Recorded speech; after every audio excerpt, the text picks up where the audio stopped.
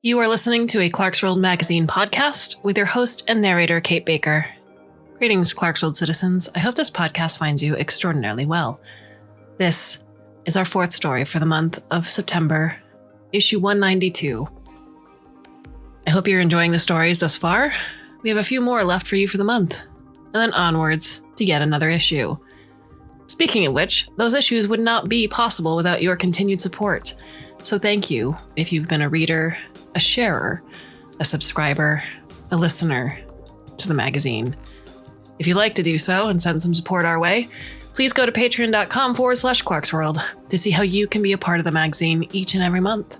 So our story is titled Shining Bursa and the Listening Post and is by Sarah Pauling. Sarah Pauling, who can be found at the website sarahpauling.com, spent several years sending other people to distant places for a living as a study abroad advisor in Ann Arbor, Michigan. She's now in Seattle, graciously sharing her home with 2 cats and a husband. A graduate of the Viable Paradise Workshop, her stories have appeared in places like Strange Horizons, Escape Pod, and Diabolical Plots. If approached without sudden movement, she can be found at _Paulings at Twitter, where she natters on about writing, tabletop gaming, comics, and books. And if you like what you hear, please consider going back to Informed Consent Logs from the Soul Swap Clinic and to study the old masters in the Prado, the end of the world. So, my dear listener, I hope you can sit back, relax, and let me tell you a story.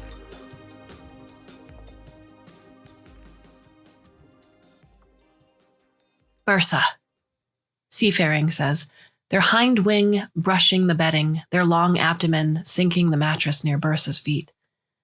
Wake up, please. Bursa peers through one cracked eyelid and the remains of a dream about hollow spaces. His nictitating membrane diffuses the long-suffered intruder into stars. Above them both, his royal chamber vaults into a ceiling so high as to become darkness, the crystal hum of the ship's engine core somewhere higher still. I could have you executed, he says. How do you keep finding the flagship Grim Ascendant? How do you keep getting in? Seafaring scooches closer. Red-shifted photons, radiation, waves like strings of diamonds, ties the universe together. Their beak shudders thoughtfully. Ties me to you. Bursa, lips twisted, makes a note to fire the cargo manager. The 4 fleet's only stop in the ship days since subduing Castry 6 had been to offload the honorably discharged and onboard ready grain. Seafaring is as resourceful as they are obsessive, and their twiggy, chitinous body could fold into a crate easily enough. And yet that explanation would be incomplete. Bursa knows that if he interrogates the guards posted outside his chamber, they'll report seeing no intruder. Even threatened with punishment, with agony, their answer will not change. The ship's halls were empty. Abrupt absence, a useful trick Seafaring has yet to explain. You're here to trade intelligence. We've been over this. There are appropriate channels. Seafaring's iridescent wings twitch. Ties me to you, they repeat scornfully. Not to channels. You try my patience. If you were anyone else, the wary muster forces in the 4th quadrant, a spy in your garrison at Madarex is passing them information. What? Check the next Tola route ship for the mess. You'll see. Bursa has known Seafaring for ship centuries. He's met them at the rusted falls of Thulwe, dined with them in the salons of his capital city, encountered them against all odds during a conquest of the card jungle worlds. Interminable ages have dragged themselves by, and still Seafaring's information has never been wrong. It's timely and exacting, and precisely what Bursa wants before he knows he wants it. Bursa has lived long enough to see civilizations rise, then cause their fall, to see the collisions of neutron stars. It's not natural for Seafaring to predict so many patterns of empire before he can. Incomprehensible for the creature to find him in every dusty corner of the galaxy and dog him like a moon in orbit. And yet, he sighs. What nebulous price will you ask of me this time? Seafaring snaps their beak once, practically a smile. They rest a foreleg on Bursa's red hand. A story. Tell me how to destroy the prayer engine, the one that took your heart. A chill lurches through the nagging hollow of Bursa's chest. Something's changed. Seafaring shouldn't know about that. No one should. He slips a hand to the trigger between the headboard and the mattress. Too far. If you ever knew your place, you've forgotten it now. I saw it, Seafaring says, more excited than Bursa's ever seen them.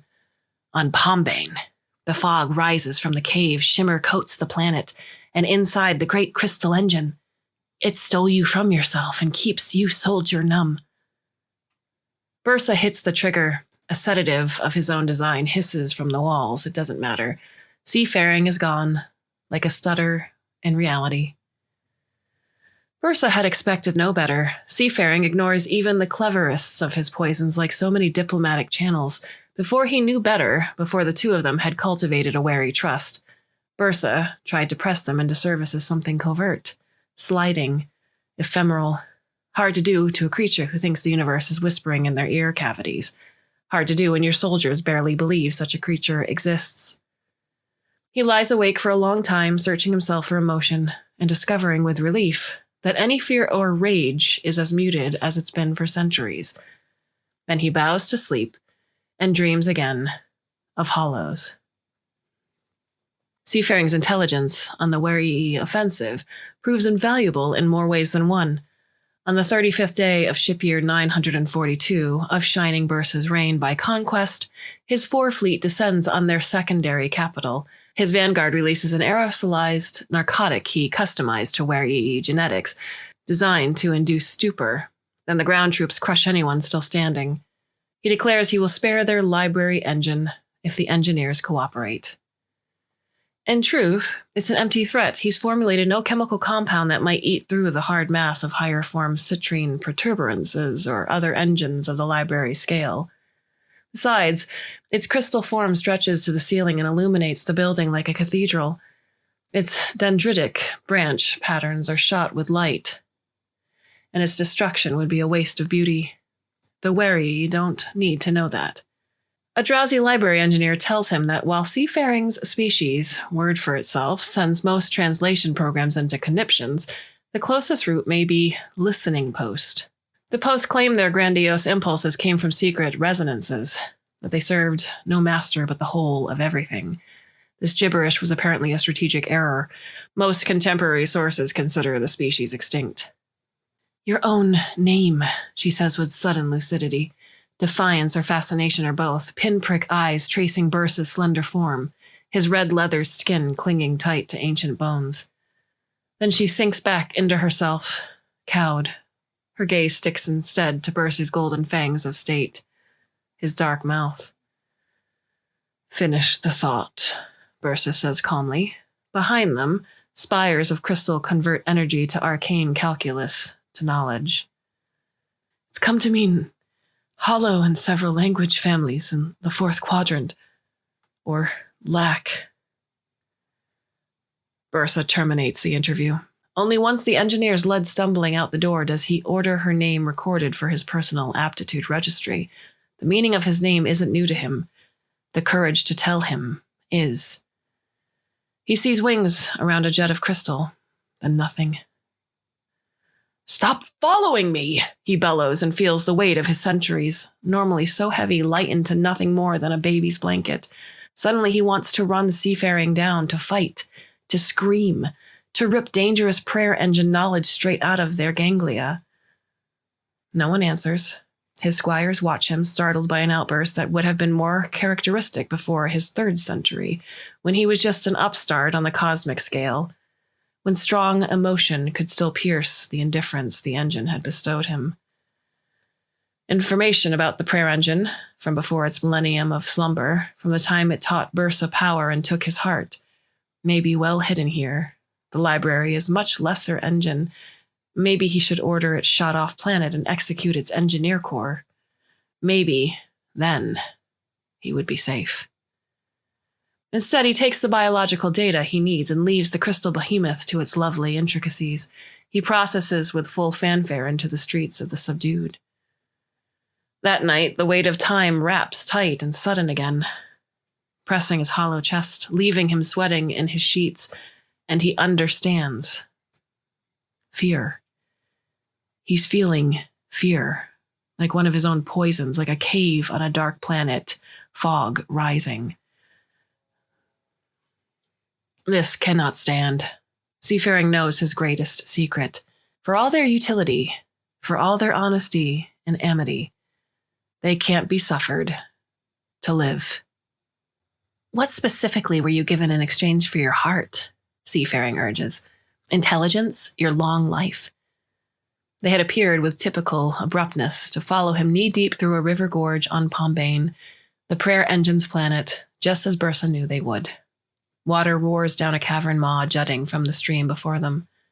A minor engine, believed by the locals to be a totem purifying the fog spooling from the cave, dwarfs the sky. It hangs between granite cliffsides, a euhedral triangle of blue tourmaline. In reality, it's a defunct magnetic field tuner. Through it, the stars are washed out. Hollow. Bursa had avoided this, his birth planet, for many local centuries. He had faded, for a war-torn people who forgot they'd reached the stars into mythology, a golem stuffed with marfruit rinds and nothing else. In some tales, or a beast who traded his guts to a sorceress to save his burrow. Somehow, despite his precautions, Seafaring had found this place and the prayer engine with it. Cosmogonal mysticism. They could be mythology together. Things were different. With every step, the cave seems to grow. The engine can't be destroyed, why bother trying? Bursa says roughly, uncertain the answer matters in the face of Seafaring's imminent death by his hands.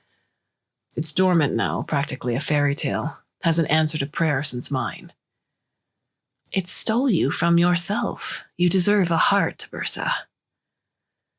He stumbles in the stream. A fence spikes through him fast enough to choke on, and he nearly turns to attempt the deed early. How dare! That's a terrible reason. You don't know anything. You don't know me.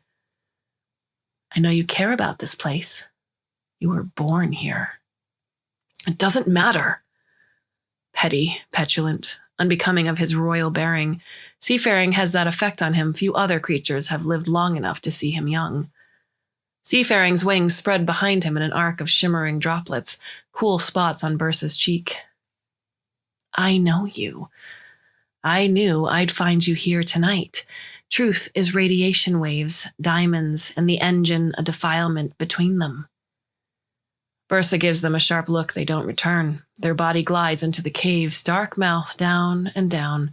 A wet shiver works across Bursa's skin as the fog envelops him, intimate. He recognizes the fear again, immediate as the rage had been before it. Personal. There's no latency here, he realizes. His heart is near enough, he may as well have never removed it. He curses Seafaring for 100th time. He considers calling down his transport, but that would be running away. Instead, he follows Seafaring down the wet rock slide that shoulders the river's underground channel. When he slips in the dark, a slender body steadies him. Careful, please. Unhand me. I will, Seafaring hesitates, unless you fall again. Bursa stubbornly scoots the rest of the way down his backside, muddying his robes. The river artery continues straight on into the rushing dark. Bursa instead follows the sound of wings to a crack in the limestone beside him, then squeezes through. The subterranean ceiling rises like an inverse canyon wreathed in glowing fog, reaching up to an impossible space taller than the cave's height should allow. Jagged black ferberite looms 15 times the size of the Wari library, its surface like a map of a place untouched by civilization. Valleys and hills, ridges, scars, black spurs the size of jungle trees burst at strange angles from its surface, stabbing into one another. Crystal veins cling to cavern walls. Its core is hundreds of feet high and too wide to see the ending, a glacial wall. Dark, deathless, empty. The chaos is a deception. Bursa knows the engine's atoms are chained into brutal symmetry, an endless lattice repeating in every direction, but held deep inside. But at its heart, it still sleeps, Seafaring says, troubled. Their voice doesn't echo here. They sound small and mortal, and Bursa wonders for the first time which of the two of them is older. I thought it would wake for you. You want it awake? The words taste bitter as a hollow. No, it has all it wants from me. But you woke it last time, with your prayer. No, he says again, but that may not be true. He remembers being young, the smell of burned flesh and laser discharge, the sewage scent of massacre that becomes inevitable when one civilization cascades from the sky bent on annihilating another. He remembers thinking, they're killing us. We won't be people anymore. He remembers crying out to no one, crying for death, his hand on his mother's cold ankle, then a light streaking down through the sky and the ground quaking beneath his prone body. The sudden dust plume was enormous, blocking out the stars. The battlefield grew cold enough to kill the wounded on both sides. Then the fog came. He wonders how long it took for the impact site to become the gorge and for the cave to form around the engine meteorite. Its black surface glints at him, a surreal and uncaring ending to a war he shouldn't have survived. Whoever built it, if it was built, could have died billions of local years before his own species clamored from the primordial ooze. It was not a gift. No one can control it, he says slowly. It just wants things. It takes things. Seafaring lets out a sharp, sympathetic breath. They touch Bursa's hand quick enough that he forgets to react. I believe you. Engines have taken people from me, too. A great wandering nation of them. They step further into the fog. Their silhouette rubs its foreleg along a black facet that dwarfs them.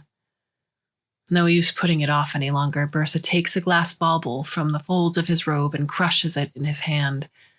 The engine fog, reacting, begins to thin. It was designed as a chemical catalyst, discharge reconstituted into weaponry. The engine told him this, and many poisoned secrets more the night it answered his prayer. Tell me how it spoke to you, Seafaring says, all taut urgency and alien concern. Did it understand language? You've never learned your place. What did it offer? How did you... They look back at Bursa in alarm. Bursa grabs them by the neck and slams them against the engine surface. The library kept secrets, your biology, enough to make a poison that works. The creature's eyes rove wildly, twitching from the walls to Bursa's mouth to the passageway behind him. They meet Bursa's gaze like a plea, hemolymph spreading through their sclera like burst capillaries. Bursa presses harder. What do you want? Why wake it just to destroy it? Why destroy the one thing A gasp that finds the air wanting. It's a taint on the macrocosm, a dark place, and you. Me? He says with some desperation. Why is this about me? Why do you tail me? Find me. Give me what I want. Seafaring's beak opens and closes again. Their forelegs float forward, trace patterns on Bursa's sleeves. The hairs catch in the fabric, tugging. He sees in the motion a patient and idiosyncratic affection, drawn out against the backdrop of a lonely, lengthy universe. The kind of love that seeks a fellow strangeness. The kind of love selfish enough to attempt his repair. Bursa recoils. He throws Seafaring to the ground, motes of chitin-like static ghosting his skin. A phantom sense of himself lurks behind the crystal wall, a ceaseless pumping muscle, organic and rudimentary, by now crystallized. a chimera of ferberite in his flesh, proteins made orderly by vapor diffusion and time. It twists his chest to knots. A heart is a debt, a burden, a many-valved engine full of failure points. The poison isn't keyed to him. He knows it isn't. He imagines he is choking anyway. He crushes another bauble beneath his boot, hating his weakness all the while. The fog thickens again, congeals into chemical benignity. If I see you again, I will kill you. He stalks to the crack in the limestone. Suddenly he can't stand to be in his heart's proximity another minute, or to see seafaring's disappearing trick. The trade was for power, he says bitterly. The only thing I care about. Weakly, seafaring tells him, power is a word.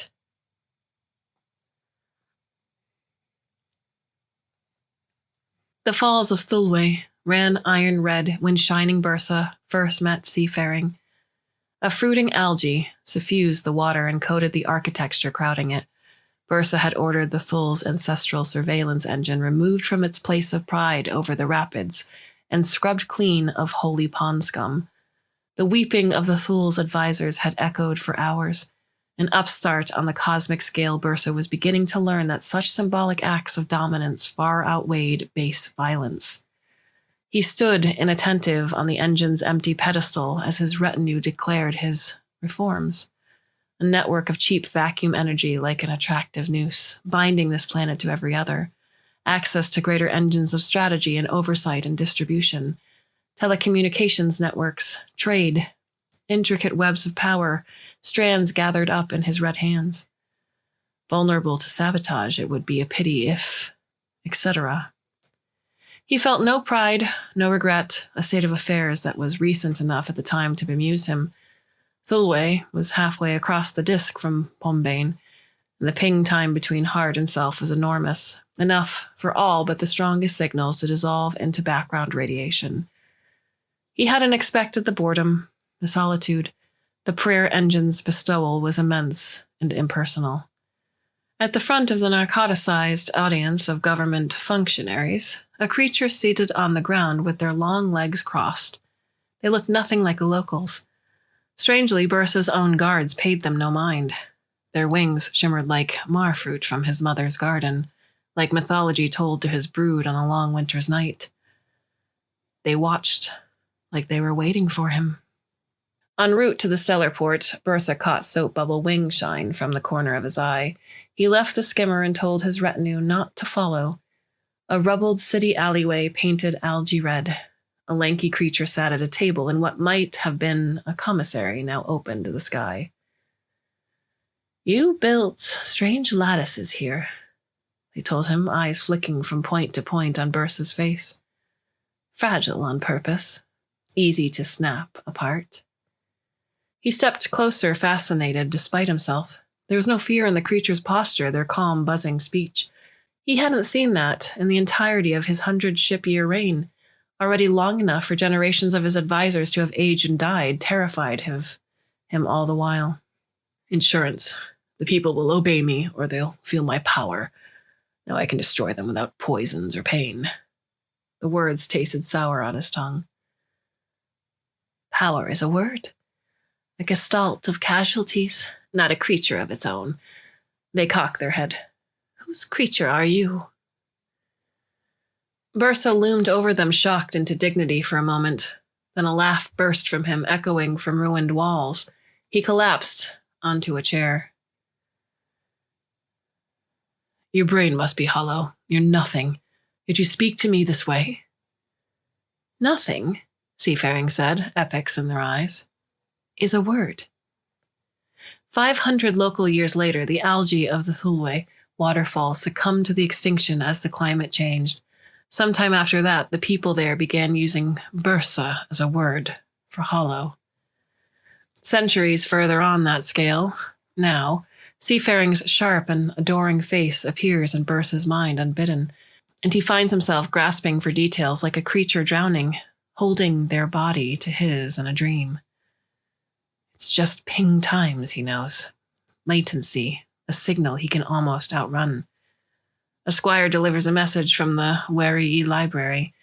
The engineer from his aptitude registry requests an audience. Her audacity would be stunning if she didn't reference seafaring by name. A chemical reaction, she says gravely. That's all it would take to destroy even the greatest of engines. Her hologram is slumped in deference, her tail wrapped meekly around her ankle, performative, Bursa thinks. She wants something.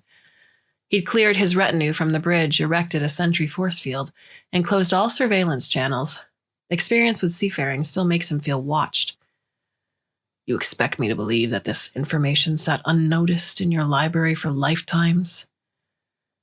A pause. Ping times again, less esoteric ones as his words carry. Then she speaks to the floor. No, or not quite. Seafaring brought things, lattice maps diagnosing crystallographic disorder, religious texts, mythologies. Her lips twist brutally. Testimonies of battle from planets laid low by shining Bursa's poisons, sources the engine could cross-reference with its own archives.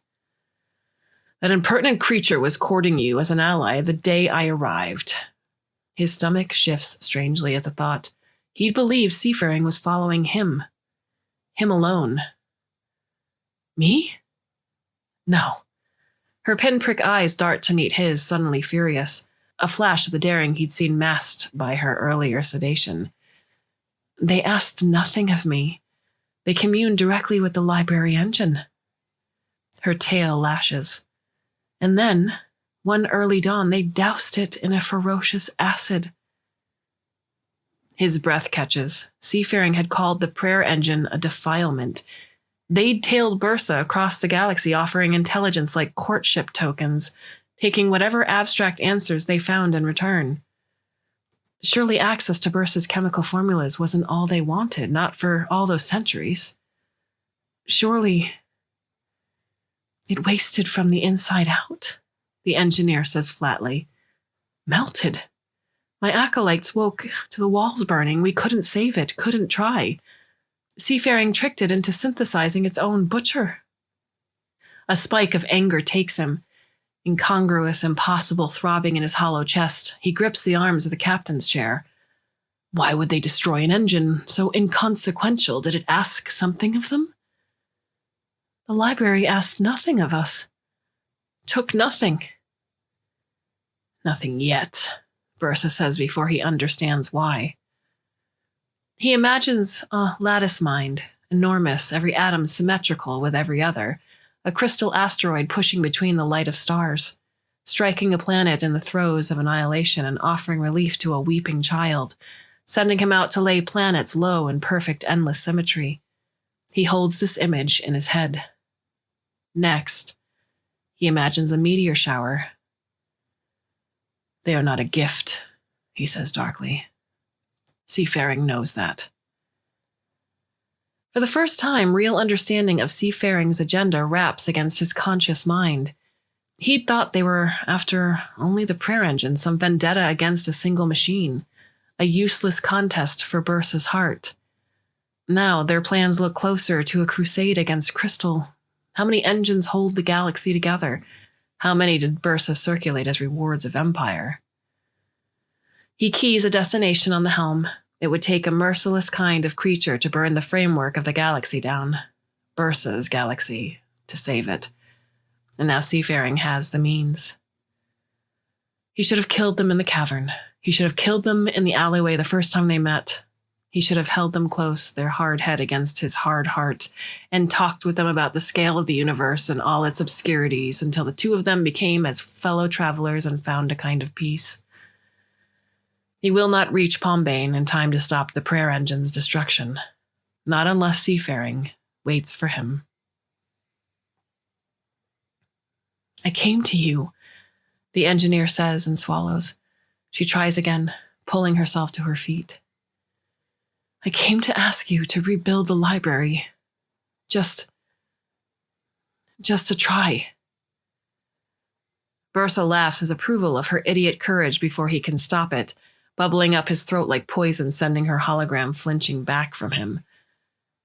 You're nothing, yet you speak to me this way. There's the rub of a creature who believes the universe is whispering grandiosities into their ear cavities.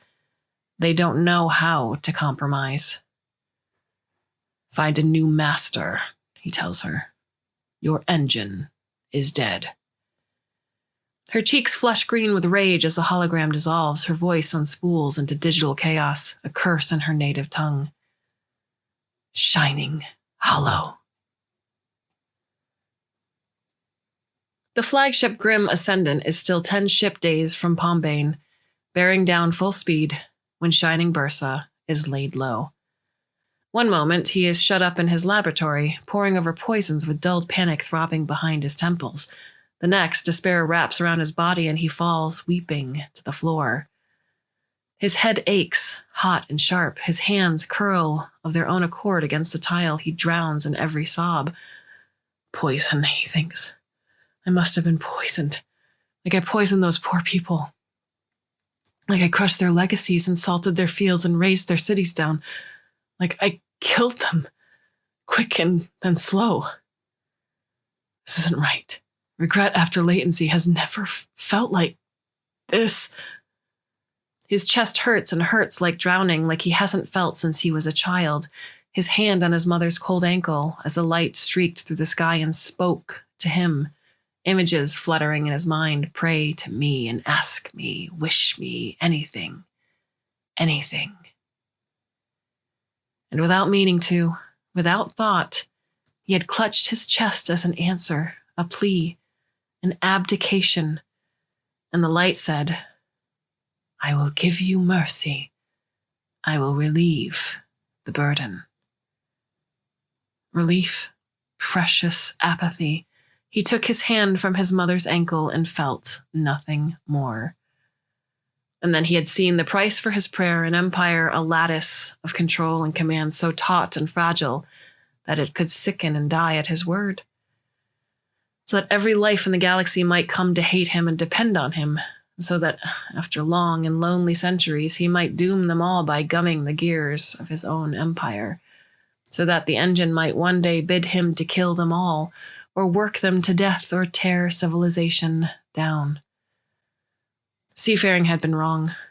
They'd thought Bursa's heart had been the cost and power his reward. They'd gotten it backward. Still, power is just a word. What the engine gave Shining Bursa was poison knowledge, chemical consequences for any inconvenience he might encounter in its service. Then it sent him out to lay planets low. Now he lies with his knees curled to his chest and waits for relief that does not come. He knows poison, knows it by its every form and secret name. This isn't poison. Seafaring had wanted to wake the engine before destroying it. Why bother without a wish to make? Without a desire worth more than victory? Only Seafaring had wanted to return Bursa's heart. What did you trade it for? He grits, furious, his longest canine scraping the floor. What did you give away? Then he pictures Seafaring's sharp face and the tears come again. This time, the taste is bittersweet. When he can stand, he commands a bewildered squire to make ready a vanguard ship, fast and sleek. He stumbles into the cockpit like a youth learning to fly for the first time, letting the cocoon wrap and pierce his flesh. He dismisses the clamor of his retinue, the buzzing generals in his earpiece. None of it matters. Seafaring has the pull of the universe to guide them, their sidereal certainty, and they still risked everything, gave up everything, or else the engine would not have woken, to reverse Bursa's own trade, to return Bursa's heart, to make him into someone who could love them back. The impudence of them, the cruelty. He hallucinates through ship days in the cockpit, visions of sweating quartz and amylite, with cheery little bubbles interspersed between them like heat haze. Sometimes Seafaring is with him, helping him down a steep slope or traveling with him through the Jaharia ruins, or telling him a story of their people, listening posts, centuries of the cosmos long dead. Once, Seafaring sets the crystals to boiling like a pastel potion, except it can't be Seafaring anymore because it wears Bursa's fangs of state and clutches its crystal-studded chest like stoppering a wound. He wakes clutching his own chest in sympathy, as automatic as the night the meteor had taken the motion as consent. When he is lucid, the pain behind his ribs becomes physical, like a mutant animal trying to fit back into its parent's burrow. He orders the cockpit to perform an X-ray and finds strange diffractions, more crystallography than radiology now. His heart is a hybrid creature, flesh and crystal, a lattice all its own. When he reaches Pombane's star system, a data packet dated from months ago lights up the cocoon's surface. It contains the formula for a powerful reagent, purpose-built for one of Bursa's toxins and the engine's own foggy discharge. The message: whose creature are you? Bursa laughs bitter until his voice breaks. Atmosphere, then gorge, then river, then the mouth of the cave all wreathed in fog. Bursa crashes through the dark, slipping on stones. He falls heavily at the bottom, pain wrenching his hip and stiffening his knees. It fades quickly. Seafaring is as ancient as he is, even now, the thought makes him feel young. He stumbles through the crack in the limestone, cutting himself on something, and the engine greets him with a note so low and broad it vibrates his chest. His vision shakes with it. Black spurs blend together like snow and water. The behemoth rising, awake. The fog burns in his lungs. He looks away on instinct, only to see that the crystal matter has spread to coat the cavern walls. He'd cut himself on a spike of it. Pray to me, the engine says, wordless, concepts and images and a purring sense of relief, and affects him from the outside. Ask me, wish me, anything. Anything. Where are they? He grits out instead. No soap bubble wings flittering in the corner of his eye. No gentle touch to his hand. What did you do to them? I can give them to you. I can pull them from nothing. Just ask me. Just ask me. You took them into your service, Bursa says slowly. It's becoming difficult to think. That was the price for their prayer. You're going to use them. Like you used me. Like you made me. Fire and poison and alien atmospheres. He swallows, bile. Seafaring's insight bent to conquest, bent to another's purpose. The changes might come slowly, another 1,000 ship years or 1,000,000 of them, but in the end no power in the universe would stand a chance. Everything would fall to a lattice, brutal and amaranthine as the symmetry of crystal. His own power would remain intact, of course, more than a word, as long as it suits the engine's purpose. Unless he uses the bauble in his cloak, unless he uses Seafaring's reagent and burns the engine down to its core. But where does that leave his empire, his blessed indifference? All this for Seafaring's freedom, who'd stolen his poisons and destroyed the apathy he'd hidden beneath like a child under sheets. Who'd told him nothing but the truth from the day they'd met, who'd bargained with their greatest enemy for Bursa's heart, who left him the final decision so that he himself might be free. Who, if saved from the engine's service in this way, would never allow Bursa's heart a moment's peace, who would drag him along in a fool's crusade, who would meet him in every system and share gentle stories until Bursa could almost remember how to see his pain as pain instead of poison. I can relieve the burden, the engine says. I can give you mercy. One hand twitches, drawn toward his chest like a marionette, like a hollow thing. It would be easy. It would be shrewd. The other hand hovers over the bauble in his cloak. Tell me what you want, the engine says. Just speak it, think it. Power is a word. So shining Bursa's red right hand grasps tight.